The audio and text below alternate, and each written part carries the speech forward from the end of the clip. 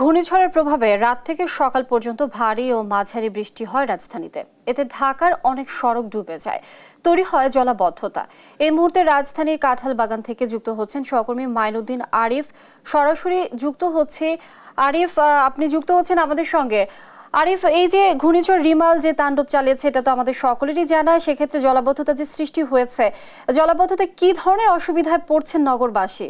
লিনিয়া, এই যে ঘূর্ণিঝড়, সেই ঘূর্ণিঝড়ের পর থেকেই রাজধানী সহ সারা দেশে যে বৃষ্টির প্রভাব পড়েছে, সেই বৃষ্টিতে রাজধানীর বিভিন্ন এলাকায় পানির নিচে আসলে চলে যায়। কিছু কিছু জায়গায় কোমর সমান পানি এবং কিছু জায়গা বুকেরও বেশি পানি উঠেছে, যেটি আমরা দেখেছি। তবে আজকে যেহেতু সকাল থেকে বৃষ্টি নেই, তারপরেও রাজধানীর বিভিন্ন অলিগলিতে পানি জমাট বেঁধেছে এবং এখান দিয়ে যারা চলাচল করে, বিশেষ করে আমি যে কাঁঠাল বাগান এখনো দাঁড়িয়ে আছি, সে কাঁঠাল বাগানে এই মুহূর্তে আমি যদি দেখাই যে রিক্সা কিংবা মানুষ যে যাতায়াত করছে, সে যাতায়াতের যে মেন সড়কটা, সেটা কিন্তু জলাবদ্ধতার মধ্যে পড়েছে। চাচা, একটু কথা বলি, এই যে এই রাস্তা দিয়ে চলাফেরা করেন কিভাবে? এখানে বৃষ্টি হলে পানি হয়ে যায়।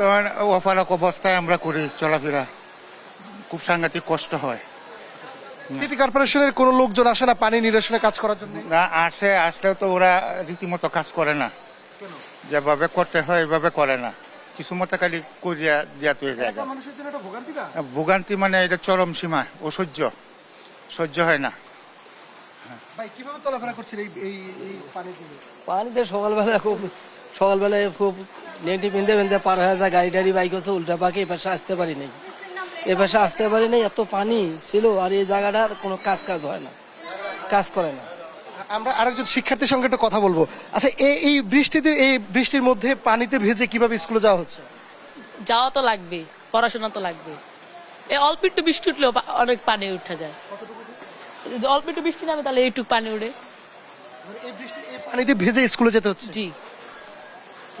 আলিনিয়া, কথা বলছিলাম এখানকার শিক্ষার্থী এবং এলাকার মানুষের সঙ্গে। তারা যেমন কি জানাচ্ছিলেন, আসলে এখানে সামান্য বৃষ্টিতেই কোমর সমান পানি হয়ে যায় মাঝে মধ্যে। কিন্তু এখন যেহেতু ঘূর্ণিঝড় রিমেলের প্রভাবে যে সারা দেশে যে বৃষ্টি হয়েছে, সেই বৃষ্টির মধ্য দিয়ে রাজধানীর বিভিন্ন সড়ক যেভাবে পানিতে জলাবদ্ধতা তৈরি হয়েছে, ঠিক তারই একটি চিত্র আমি এখন যেখানে আছি এটি আসলে রাস্তার মধ্যে যে ছোট ছোট গর্তগুলো আছে, সে গর্তগুলোর কারণে এর প্রভাব আরো বেশি পড়ছে। এবং বিভিন্ন জন এই যেটি বলছিলেন যে তারা যখন যাচ্ছেন, সেখানে আসলে অনেকেই পানির নিচে গর্ত না দেখার কারণে দুর্ঘটনার কবলে তাদেরকে পড়তে হচ্ছেন।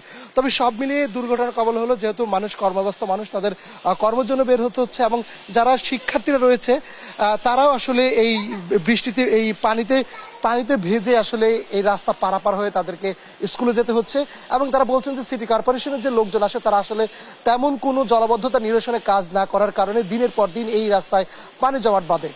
লিনিয়া, এই ছিল আমার কাছে কাঁঠালবাগান থেকে জলাবদ্ধতার সর্বশেষ সংবাদ। আরিফ, অসংখ্য ধন্যবাদ আপনাকে। দর্শক, জলাবদ্ধতার খবরাখবর জানাচ্ছিলেন আমাদের সহকর্মী আরিফ।